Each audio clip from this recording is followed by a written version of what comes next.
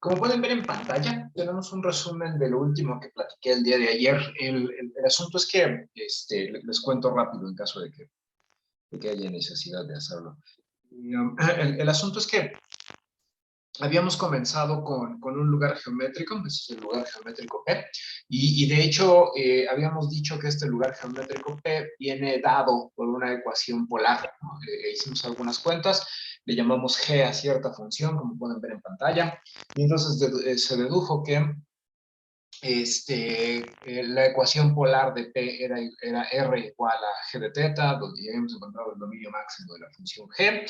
Y en el último renglón, o sea, en esto que estoy subrayando, aparece las últimas cuentas que hicimos en la sesión pasada. O sea, el asunto de decir, bueno, si me das un punto que se encuentra sobre el lugar geométrico y yo sé que R y teta son un par de coordenadas polares, ¿no? Que satisfacen la ecuación polar de P.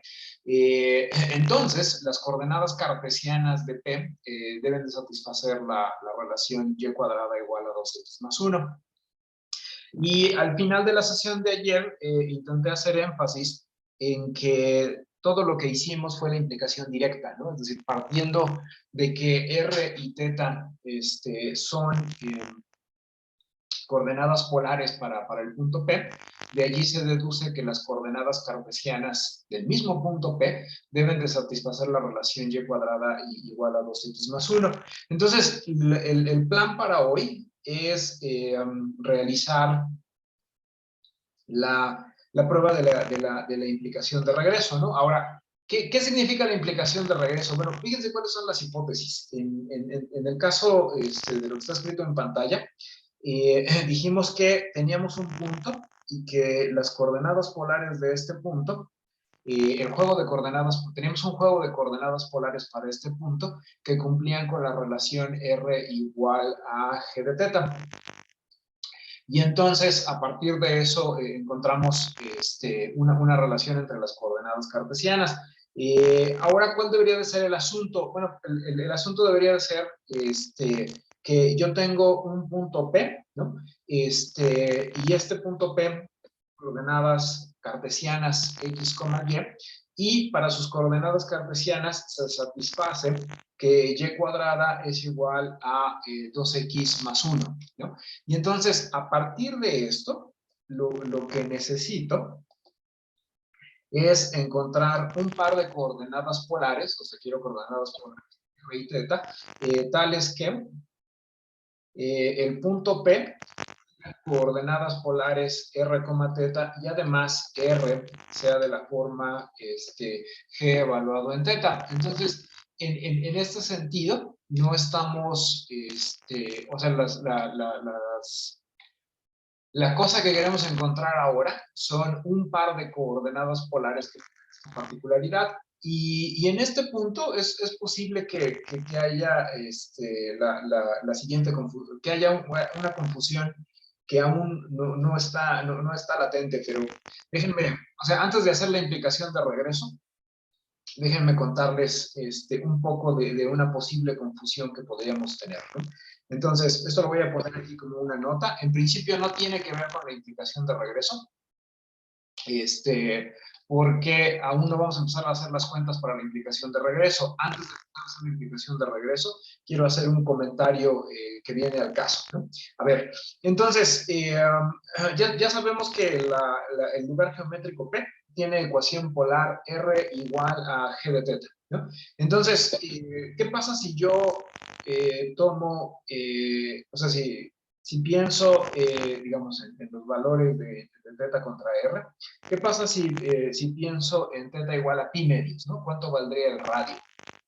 Entonces, ya platicamos de esto previamente y habíamos quedado en que el radio viene dado por G evaluado en teta. Entonces, si tengo teta igual a pi medios y quiero saber cuánto vale el radio, pues lo que tendría que hacer sería tomar G, evaluarlo en pi medios y eso me diría cuánto vale el radio, ¿no?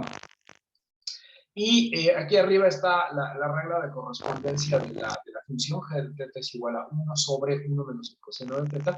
Entonces, esto sería 1 sobre 1 menos el 1 sobre 1 menos el coseno de pi medios, y naturalmente el coseno de pi medios es 0. Entonces, de hecho, obtenemos que el radio vale 1. Así que en la tabla de la izquierda, cuando θ vale pi medios, el radio vale 1. Y eso lo que quiere decir es que el punto cuyas coordenadas polares son pi medios y de radio 1, es uno de los puntos que se encuentra sobre el lugar geométrico. Entonces ya lo hemos hecho varias veces, pi medios son estos 90 grados, y entonces como el radio es positivo, me muevo una unidad en esta dirección, y este punto rojo que acabo de dibujar es el punto cuyas coordenadas polares son 1, pi medios, y entonces yo sé, por lo que acabo de decir, que el lugar geométrico que estamos estudiando va a pasar por ese punto rojo. O sea, el punto rojo es uno de los muchos puntos que son elementos del lugar geométrico que estamos estudiando, ¿no?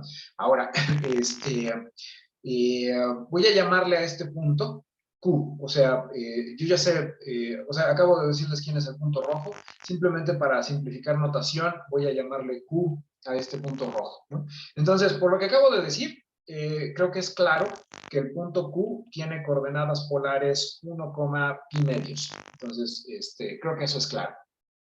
Ahora, mi pregunta es, ¿dónde está el punto cuyas coordenadas polares son menos 1, menos pi medios? ¿No? Y entonces voy a responder a esta pregunta que de nuevo es parte de una observación importante para lo que sigue, ¿no? Entonces, como el ángulo es negativo, eso quiere decir que debo de moverme en sentido dextrógeno.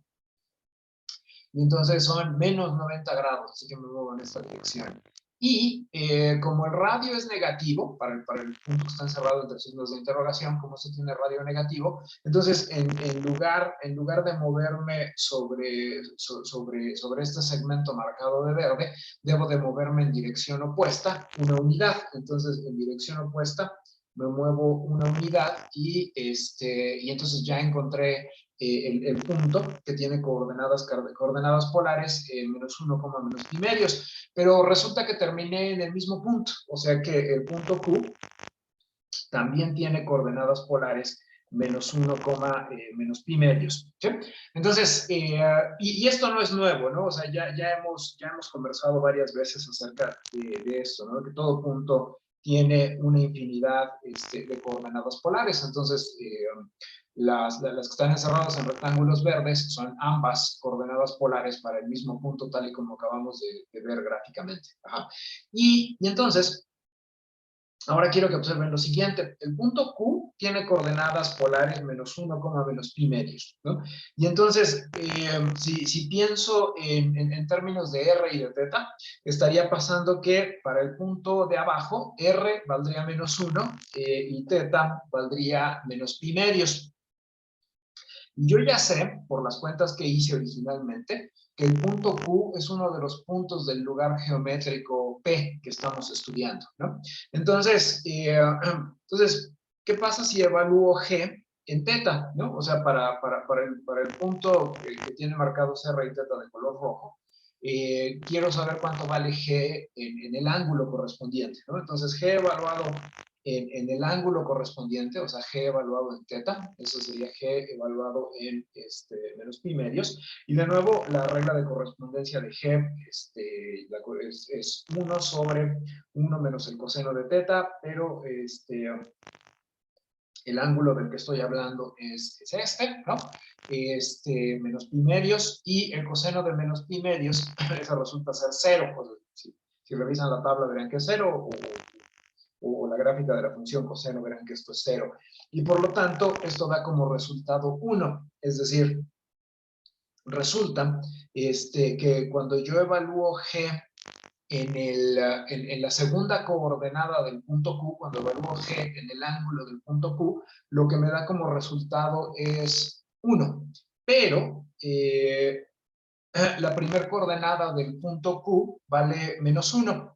Y entonces, esto quiere decir que las coordenadas r, teta, el segundo juego de coordenadas polares r, teta que encontré para Q, no satisface la ecuación polar. O sea, si estoy preguntándome, como era el propósito desde el principio, si estoy preguntándome por coordenadas polares que satisfagan la relación R igual a G de teta, esta satisface o sea, el primer juego de coordenadas polares satisface la ecuación polar R igual a G de teta. Y de allí yo deduzco que Q es un punto que se encuentra sobre el lugar geométrico P. Pero, por las cuentas que están aquí abajo, el segundo juego de coordenadas polares para Q no satisface la ecuación polar del lugar geométrico que estamos estudiando.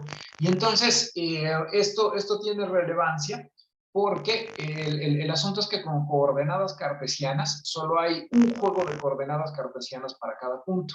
O sea, si ustedes me dan un punto P cualquiera, ese punto P tiene exactamente una X y exactamente una Y que representan sus coordenadas cartesianas. Pero en el caso de coordenadas polares, ya hemos mencionado varias veces que todo punto tiene una infinidad de coordenadas polares. Y entonces el asunto es que los puntos que se encuentran sobre un lugar geométrico están allí porque tienen un juego de coordenadas polares que satisface la ecuación. Pero eso no quiere decir que todos los juegos de coordenadas polares satisfagan la misma ecuación.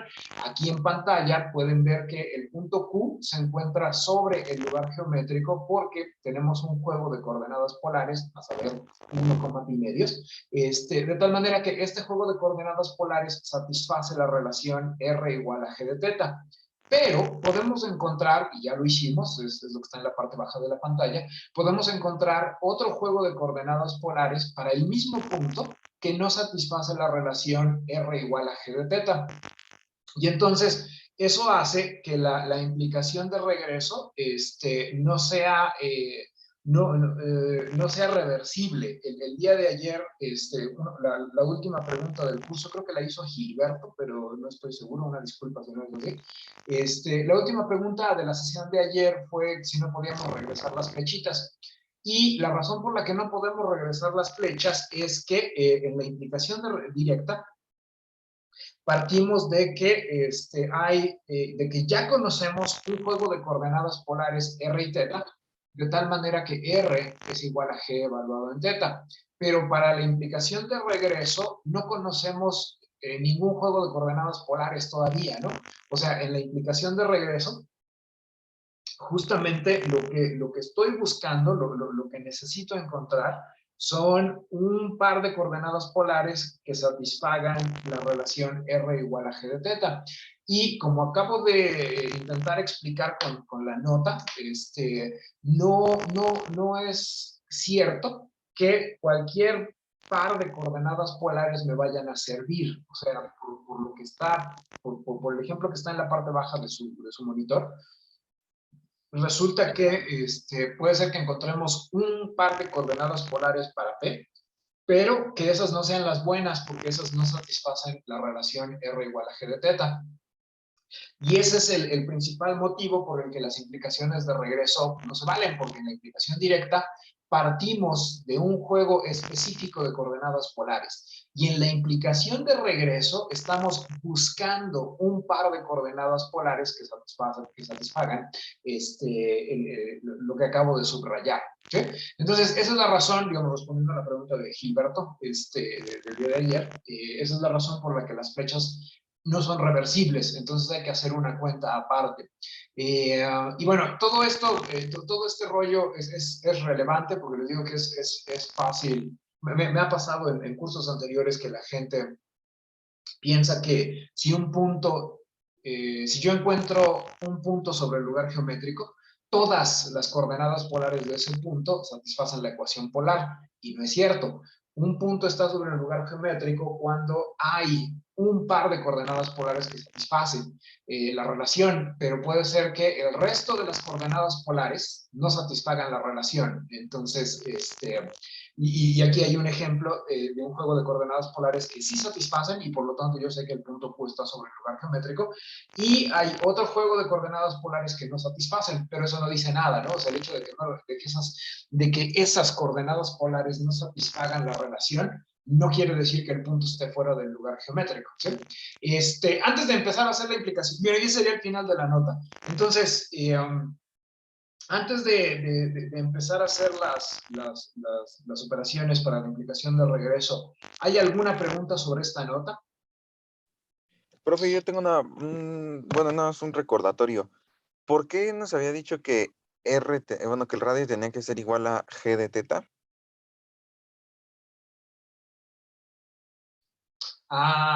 Eso eso lo hicimos en la sesión de ayer. Entonces te pido que veas el video de ayer, la segunda mitad, y si tienes alguna duda, vente el sábado, porque eso ya lo expliqué, y además está el video. Va, gracias, profe. Sí, no, de nada. ¿Alguna otra pregunta? Muy bien, entonces vamos a hacer la implicación de regreso. Entonces, tal y como ya había anotado ahí en los primeros dos renglones de la pantalla, el asunto es que tenemos el punto P y este tiene coordenadas x, y. Y estoy suponiendo que y cuadrada es igual a 2x más 1. Entonces, tal y como dice en la parte de abajo, necesito encontrar coordenadas polares r y θ, de tal manera que se den esas dos relaciones que están ahí abajo. Entonces, ¿cómo le hago? Bueno, entonces, digamos, continuando o sea, ya sería el final de la nota, vamos a continuar con el desarrollo de la implicación de regreso. Entonces, déjenme nada más especificar qué es esto. Entonces, estas son mis hipótesis y la idea es que a partir de estas hipótesis quiero ver qué sale, ¿no? O sea, digamos, ya acabamos con la nota, entonces pongo esta flechita para indicar que es cosa nueva, ¿no? Entonces, ¿qué es lo que voy a hacer? Bueno, resulta que como y cuadrada es igual a 2x más 1, sea quien sea el punto P, ese punto no va a ser el origen. La razón es que las coordenadas del origen son 0 y 0, ¿no? Y entonces, si ustedes sustituyen 0 y 0 en los valores de x y de y, obtienen que la igualdad no se da, ¿no? Entonces, a partir de que y cuadrada no es 2x más 1, se deduce que P debe de ser un punto distinto del origen. Y otra cosa que podemos hacer aquí es la siguiente, ¿no? O sea, digamos, además, entonces esa fue una observación. La otra observación que quiero hacer es que además, si yo comienzo con y cuadrada igual a 2x más 1, entonces con la intención de completar el cuadrado del lado derecho, voy a sumar x cuadrada en ambas direcciones, ¿no? Entonces sería x cuadrada, en ambos lados, pues x cuadrada más y cuadrada sería igual a x cuadrada más 2x más 1. Y lo que estoy haciendo aquí, como ya lo dije en palabras, fue añadir x cuadrada en ambos lados, ¿no? Entonces originalmente la relación es y cuadrada igual a 2x más 1, pero quiero completar un trinomio cuadrado perfecto del lado derecho. Entonces, lo que me hace falta es x cuadrada. Entonces, sumo x cuadrada a ambos lados para que la igualdad se preserve. Y entonces, en el siguiente renglón, queda que x cuadrada más y cuadrada es igual a x más 1 elevado al cuadrado, por lo que dije al principio. Mi intención era completar el trinomio cuadrado perfecto, lo acabo de hacer, ¿no? Entonces, ya queda esto que está acá. Y entonces, la idea es que a partir de aquí quiero despejar x más 1, o sea, me interesa despejar a x más 1. Y es tentador pensar que a partir de aquí, uno podría decir, bueno, pues entonces x más 1 debe de ser la raíz cuadrada de x cuadrada más y cuadrada. Pero, ¿no? Esto para nada es cierto, o sea, esto es un error, porque no sabemos cuál es el signo de x más 1. Por ejemplo, si x vale menos 2, entonces menos 2 más 1 Eso da -1, y -1 no puede ser la raíz cuadrada positiva de x cuadrada más y cuadrada. En otras palabras, lo que estoy tratando de decir con esto es que no podemos despejar a x más 1 simplemente como la raíz cuadrada, porque en principio desconocemos cuál es el signo que va a tener x más 1, ¿no? Para saber cuál de los dos signos posibles de la raíz cuadrada es el que vamos a utilizar. Y por esa razón, en lugar de eso, yo digo que existe una sigma que puede ser -1 o 1, ¿no? Y esto depende del signo que tenga x más 1. Entonces, existe esta sigma de tal manera que cuando yo despejo x más 1 va a ser sigma multiplicado por la raíz de x cuadrada más y cuadrada. En otras palabras, sigma, lo único que me está diciendo es cuál es el signo de la raíz cuadrada que debo de tomar. ¿Se entendió este procedimiento? ¿Se entendió esta parte o hay algo que valga la pena repetir? Muy bien. Y entonces, recuerden. Perdón, maestro, yo sí me perdí en esa parte, en la del final. La de sigma, no sé. Ya. ¿Cómo te llamas? Perdón, es que no puedo ver tu nombre. Yuri. Yuri. Sayuri. ¿Saruri? Sí, Sayuri. ¿Sayu o Saru? Bueno, en fin, vamos a concentrarnos en tu pregunta. Entonces, el asunto es si, o sea, lo que estoy tratando de decir es esto. Si yo te digo que x cuadrada vale 4, ¿tú cuánto me dirías que vale x, Sayuri? 2. 2, ¿verdad? Es tentador. Bueno, lo acabas de hacer, ¿no? O sea, te dejaste llevar por la tentación. Pero, fíjate que -2 elevado al cuadrado da ¿cuánto? 4 también. 4 también, ¿verdad? Entonces, entonces lo que estoy tratando de señalar acá es que si un número al cuadrado es 4, tú cediste a la tentación de pensar que ese número tenía que ser 2. Fue el primer número que se te vino a la mente y creíste que era el único número que podía funcionar. Pero no, porque resulta que x también puede valer -2. ¿Estás de acuerdo conmigo, Sayuri? Ah, sí, sí, sí. Muy bien. Y entonces la idea es que en general la respuesta correcta es que si x cuadrada vale 4, entonces x tiene que ser 2 o x tiene que ser -2. Y ahora sí tienes todos los posibles valores de x cuyo cuadrado vale 4. ¿Me doy a entender, Sayuri? Sí, entonces lo único que está diciendo es que tenemos que tomar en cuenta los dos signos, ¿no? Porque los dos Exactamente. pueden ser correctos. Ah, vale. Sí, muchas gracias. Sí, de nada, Sayuri. Pero como no sé cuál es el signo, le voy a llamar sigma al posible valor. O sea, yo sé que tiene que ser 2, perdón, yo sé que tiene que ser la raíz cuadrada positiva o la raíz cuadrada negativa, pero no sé exactamente cuál sea porque eso depende de cuánto valga la x. Recuerden que x y y representan aquí números. Entonces ponía el ejemplo de si x vale -2, -2 más 1 da -1 y por lo tanto la sigma debería de valer -1, ¿no? Entonces, eso. ¿Ya todo el mundo está de acuerdo en lo del sigma o aún sigue habiendo dudas? Maestro, eso era lo que, no me acuerdo si era ayer o antier, el compañero preguntaba sobre por qué habíamos tomado como positivo, creo que también era sigma, pero era porque era al cuadrado. ¿Era eso? No sé si me voy a entender. No, habíamos tomado una S, pero esa S no provenía de sacar una raíz cuadrada, sino provenía del lema 11.2. Sí, sí recuerdo la pregunta no recuerdo el nombre del compañero, pero, pero no, venía en otra dirección. Esta sigma proviene de más o menos la raíz cuadrada, y la pregunta de tu compañero de ayer venía del lema 11.2. Ok, gracias. Sí, no hay ningún problema. ¿Alguna otra pregunta? Muy bien. Y entonces, el asunto es así, ¿no? O sea, hasta aquí vamos bien, ya sabemos que x más 1 tiene que ser o la raíz cuadrada positiva o la raíz cuadrada negativa, pero no sabemos bien a bien cuál, porque no sabemos bien a bien cuánto vale x más 1, puede ser positivo o puede ser negativo, ¿no? El asunto es este. En los dos primeros renglones de su pantalla se ve qué es lo que quiero, ¿no? Y lo que quiero es un radio y un ángulo, de tal manera que este radio y este ángulo tengan dos propiedades. La primera propiedad es que R y θ deben ser coordenadas polares para el punto P, y la segunda propiedad es que R debe de ser igual a G evaluado en θ.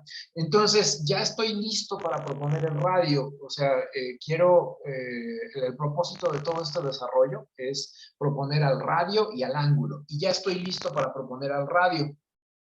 Entonces, lo que yo propongo, el radio que propongo es este, ¿no? Entonces, tomemos R definido como sigma por la raíz de x cuadrada más y cuadrada. Entonces estoy tomando este radio, que fíjense que podría ser un radio negativo, ¿no? Entonces estoy tomando este radio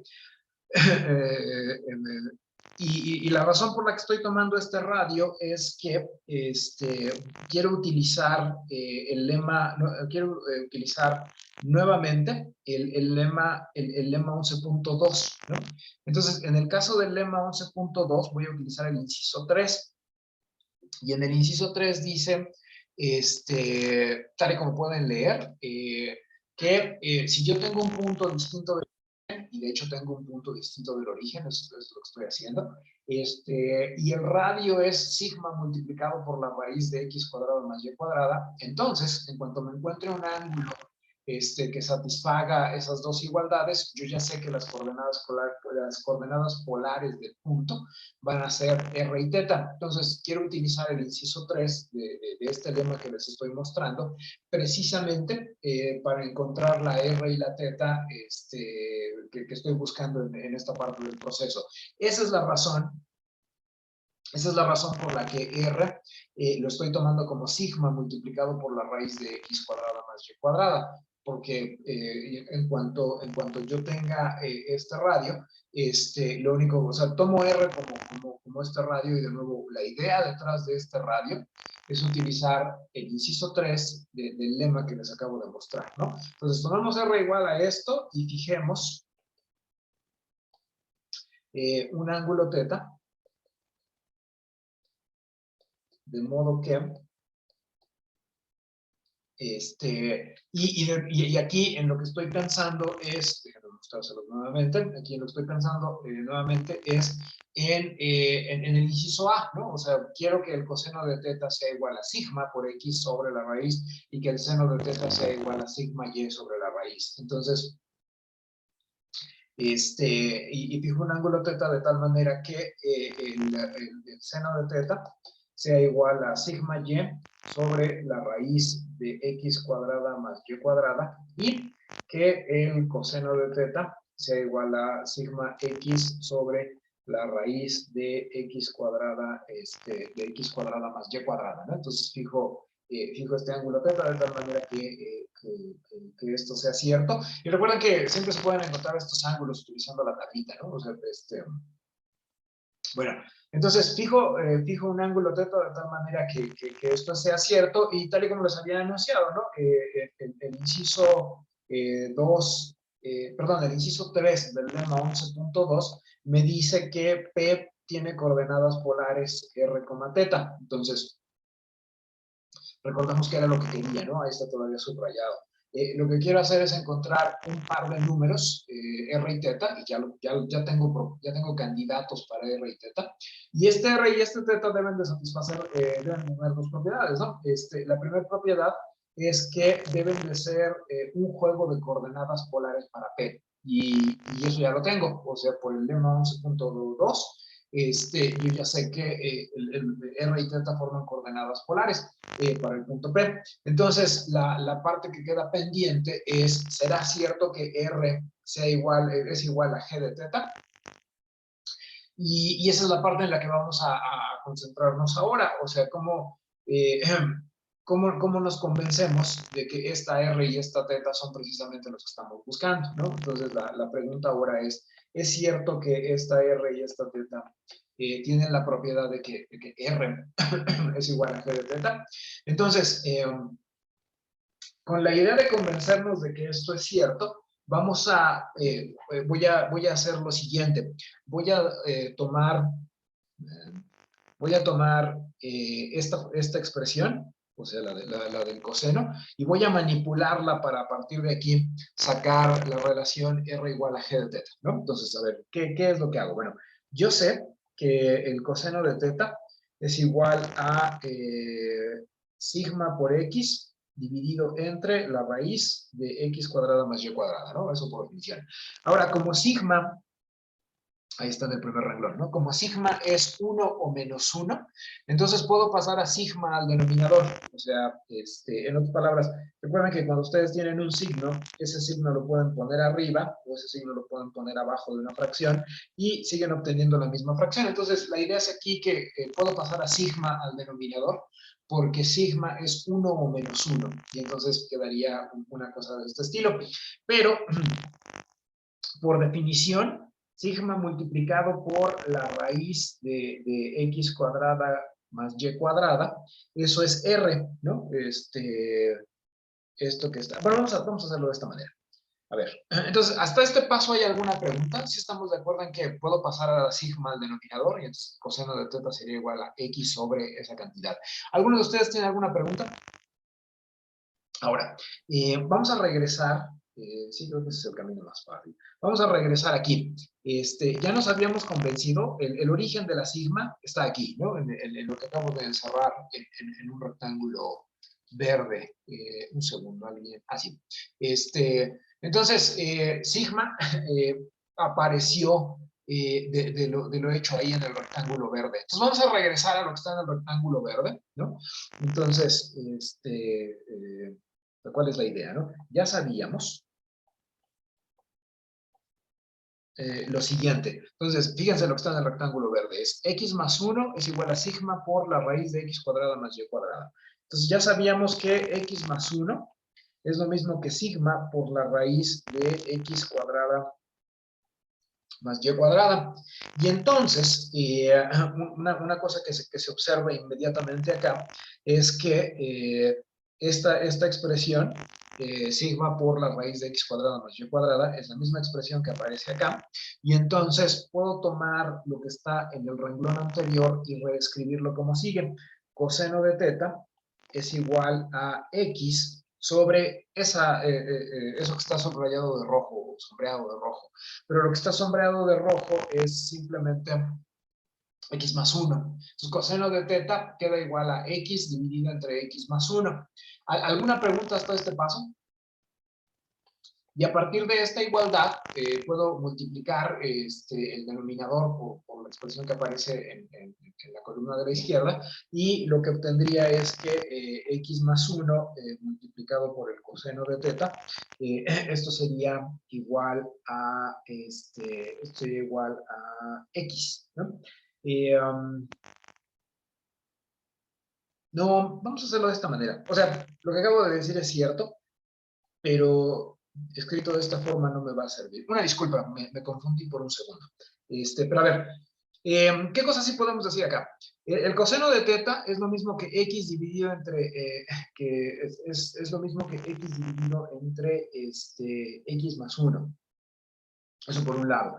Y una de las cosas que puedo hacer, y de hecho, aquí está. Regresemos al rectángulo verde. X más 1 es lo mismo que sigma por la raíz de X cuadrada más Y cuadrada. Ahora, noten que R se definió como sigma por la raíz de X cuadrada más Y cuadrada. Entonces, en realidad, puedo cambiar esta sigma, puedo cambiar esta sigma por la raíz, la puedo cambiar por una R, ¿no? Entonces, tengo esto, tengo que el coseno de teta es igual a X entre X más 1, y lo que va a suceder es lo siguiente. El coseno de... no el coseno. A ver. Perdón. Déjenme borrar esto. Creo que es más fácil hacerlo así. Así. A ver. Entonces, ya habíamos quedado aquí. Lo que está sombreado de amarillo es la R. Entonces, R es igual a sigma por esa raíz. Entonces ya sabíamos que x más 1 es igual a sigma multiplicado por este. Y esto es lo que sombreé de amarillo allá arriba. Y habíamos quedado en que lo que está sombreado de amarillo, eso es igual a R, porque así definí la R. Yo definí R como sigma por esta cosa, ¿no? Ahora, por el lema 11.2, inciso 3, o sea, lo que está escrito en el primer renglón de su pantalla, el punto P tiene coordenadas polares R, teta. Entonces, si el punto P tiene coordenadas polares R, teta, uno puede deducir de acá dos cosas. Puede deducir que X es igual a R por el coseno de teta, y uno puede deducir que Y es igual a R por el seno de teta. Estoy utilizando aquí las fórmulas de conversión que ya hemos utilizado varias veces a lo largo del curso. ¿Por qué estoy mencionando esto? Bueno, estoy mencionando esto porque me interesa reemplazar esta X en términos de R y de teta. Y una forma de hacerlo es utilizando las fórmulas de conversión que aparecen en verde en la parte superior de la pantalla. Entonces, X se puede reemplazar por R multiplicado por el coseno de teta. Entonces, aquí quedaría, obtendríamos esta expresión. O sea, habríamos llegado a que, o sea, a partir de la igualdad de arriba, haciendo los cambios que acabo de mencionar, obtendríamos que R por el coseno de teta más 1, eso da lo mismo que R, y a partir de aquí podría pasar R coseno de teta a la derecha, y entonces obtendría que 1 es igual a R menos R por el coseno de teta, y esto lo que me querría decir es que 1 es igual a R multiplicado por 1 menos el coseno de teta, y si esto es cierto, entonces puedo pasar el coseno de teta, 1 menos coseno de teta dividiendo, y obtendría que R es igual a 1 sobre 1 menos el coseno de teta. Entonces aquí estaría esta expresión, y esto lo que quiere decir es que R es de la forma G evaluado en teta, ¿no? Entonces, la idea central aquí fue vamos a hacer un repaso rápido de esto, ¿no?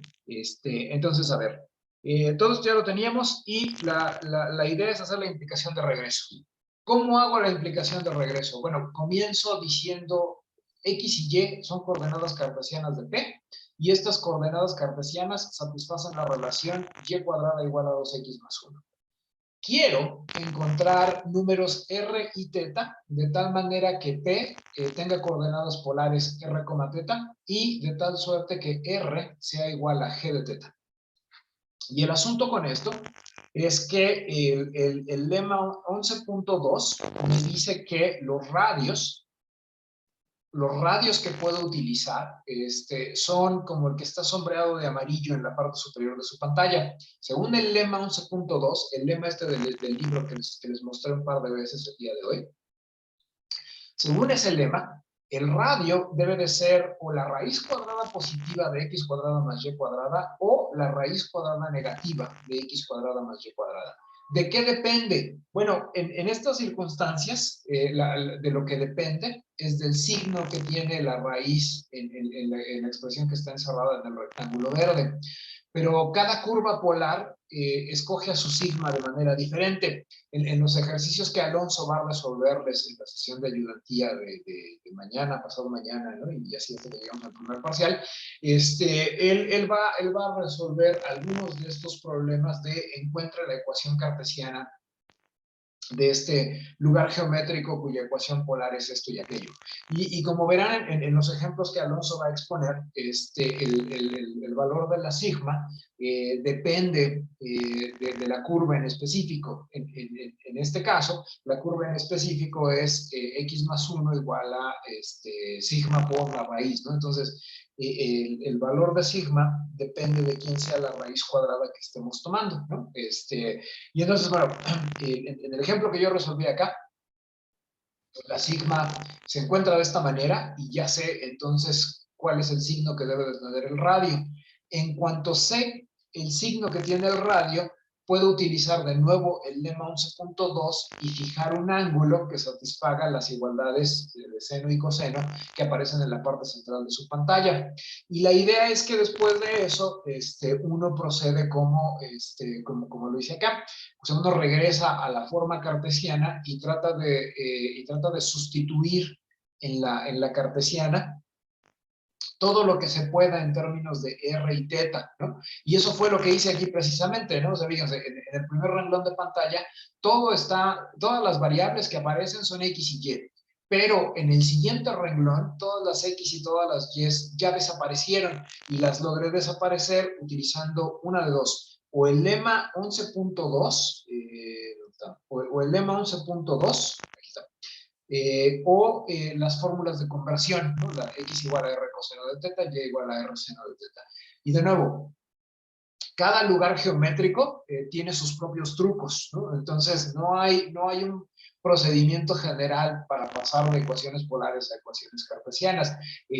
Cada lugar geométrico, dependiendo de los cuadrados o de las raíces que aparezcan, tendrá sus propios trucos. Y la única forma de familiarizarse con los trucos o con las técnicas que vamos a evaluar en el primer parcial, pues es resolviendo ejercicios o haciendo preguntas, y de eso es de lo que se trata las sesiones de ayudantía. Entonces, Alonso va a resolver algunos de estos, e Isabel también va a resolver algunos de estos, ¿no?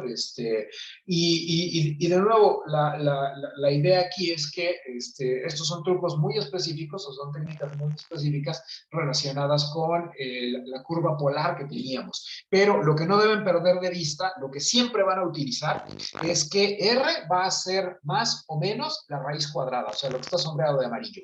Eso va a estar presente en todos los cambios de polares a cartesianas que ustedes hagan. Y la otra cosa que no van a poder esquivar es que el seno de teta va a ser igual a sigma por Y, etcétera, etcétera, y que el coseno de teta va a ser igual a sigma por X sobre, etcétera, etcétera, ¿no? Entonces, esa es la idea, ¿no? Y les digo, en la lista de ejercicios vienen ejemplos en donde se utilizan pues, diferentes trucos algebraicos para poder llegar a lo que queremos, ¿sí? Entonces, digamos, ya una vez explicado eso, ¿no? ¿Hay alguna pregunta, algo que quieran que explique nuevamente de este Profe, ejemplo? aquí ya se sabe cuál es el valor de G de teta, ¿no? Ahora sí que al valor al que queremos llegar de R. ¿Esa es tu pregunta? Sí, o sea, sí, aquí ya en Sí. este punto, con todas estas cuentas y todos, ahí llegamos a ¿qué? A 1, ¿no? Creo, sobre... Ahí puede bajarle tanto.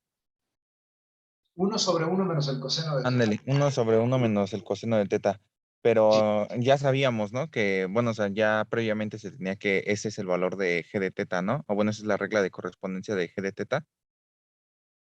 sí, Va, gracias. sí, de nada. ¿Y alguna otra pregunta? Yo, profesor, este, ¿Qué, qué? ayer, Sí. sí, ayer el primer paso que hicimos fue encontrar el dominio máximo, ¿no? Cuando ya sabíamos que la ecuación polar era, pues, esa regla de correspondencia, ¿no? A la que acabamos de llegar ahorita. Eh, ahorita para hacer eso, para llegar a esta regla de correspondencia, justamente, no es necesario encontrar la regla, digo, el dominio máximo, no está entre los pasos. Es que es el mismo ejemplo. La G fue la que obtuvimos ayer y es la única función. ¿O a qué te refieres? ¿Encontrar el dominio máximo para X y Y? Digo, bueno, sí, ¿no? Quizás es porque ya lo habíamos hecho ayer, ¿no? Capaz para no repetirlo, pero por ejemplo, si usted nos diera, no sé, la regla, sí, no, una regla de correspondencia, pero en cartesiano, si quisiéramos llegar a polar, tendríamos que encontrar el dominio máximo o expresarlo, Eh, al polar al que llegamos. sí, no, sí, creo que entiendo tu pregunta, Alberto. Entonces déjame intentar responderla, y si no es tu pregunta, pues intento responderla de nuevo, ¿no? A ver, por ejemplo acá, ¿no? Ayer, esto fue lo que hicimos, ¿no? O sea, el día de ayer vimos que habíamos obtenido que esta era la ecuación cartesiana de P. Esta que acabo de encerrar y que estoy marcando con una flecha roja, es la ecuación cartesiana de P. ¿Sí estás de acuerdo con eso, Alberto? Sí, sí, profesor.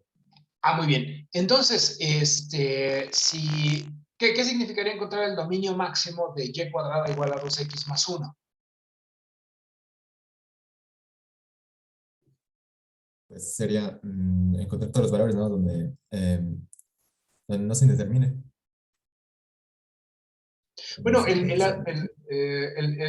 la respuesta que esperaba, o sea, tu respuesta es correcta, pues, pero la respuesta que yo esperaba es, no tiene sentido hablar del dominio máximo, porque esa que está allí no es una función, sino una relación. Y cuadrada igual a 2x más 1, no es una función. La gráfica de y cuadrada igual a 2x más 1, que lo vamos a ver ahorita, no satisface el criterio de la recta vertical. Entonces, Tiene razón. en cartesianas, bueno, ya lo viste, pues, Es muy una bien. parábola acostada, ¿no? Exactamente, ahorita vamos a mostrar la gráfica para todo el mundo, pero muy bien, muy buen trabajo. Entonces, esta no es función, y las funciones, y las que no son funciones no tienen dominios máximos. Entonces, la idea aquí es que encontrar el dominio máximo solamente tiene sentido cuando estamos hablando de funciones, y como puedes ver ahí en el segundo renglón de pantalla, g de teta igual a 1 sobre 1 menos el coseno de teta, esa sí es función, y por lo tanto tiene sentido hablar de su dominio máximo. Entonces, solo les vamos a pedir que encuentren el dominio máximo cuando tenga sentido, o sea, cuando estamos hablando de una función, pero y cuadrada igual a 2x más 1 no lo es, ¿no? Así que sería perdón, sería absurdo pedirles que encuentren el dominio máximo si no es una función. ¿Esto responde a tu pregunta? Sí, profesor, muchas gracias. No hay que agradecer. ¿Alguna otra duda? ¿No? ¿Se ve bien? Bueno, entonces, a ver, ¿cuál es la conclusión a la que hemos llegado? ¿No? Déjenme escribir cuál es la conclusión, y a ver qué más puedo decir, porque ya nos quedan 4 minutos, ¿no? Entonces, conclusión.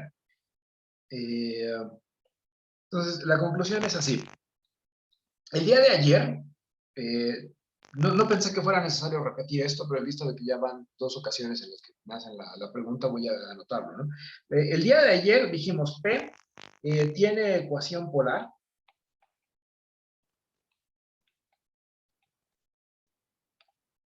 R igual a 1 sobre 1 entre 1 menos el coseno de teta.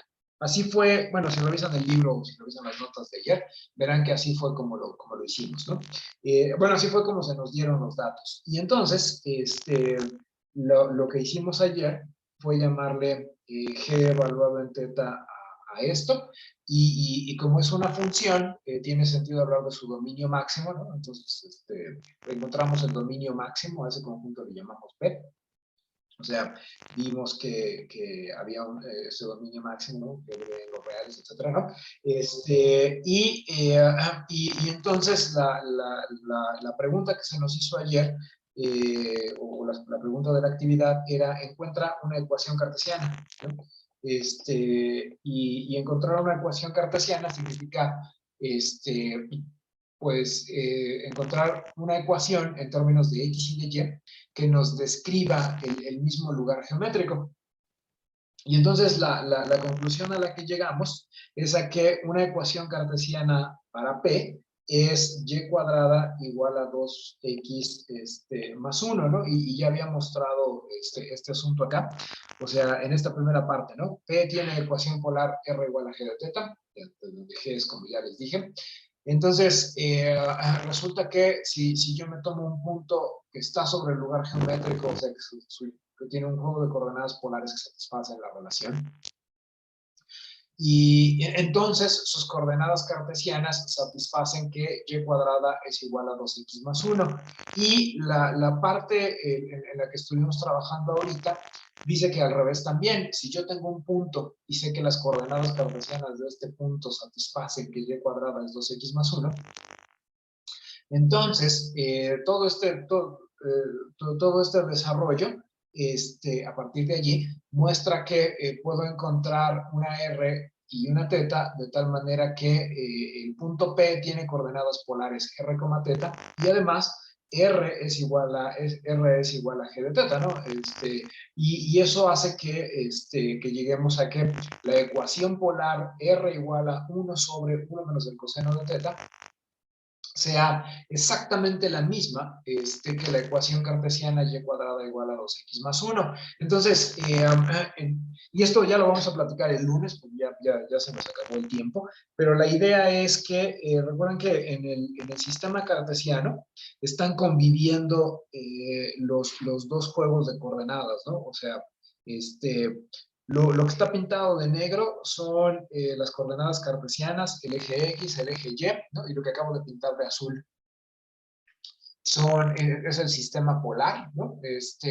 Y entonces, si yo pienso en la ecuación y cuadrada, si pienso en la ecuación y cuadrada igual a 2x más 1, vamos a platicar de esto, pero la idea es que la gráfica de esa cosa es una parábola que abre sobre el eje de las x, ¿no? Bueno, cuyo eje es paralelo al eje de las x, ¿no? Entonces, y cuadrada igual a 2x más 1 es una parábola.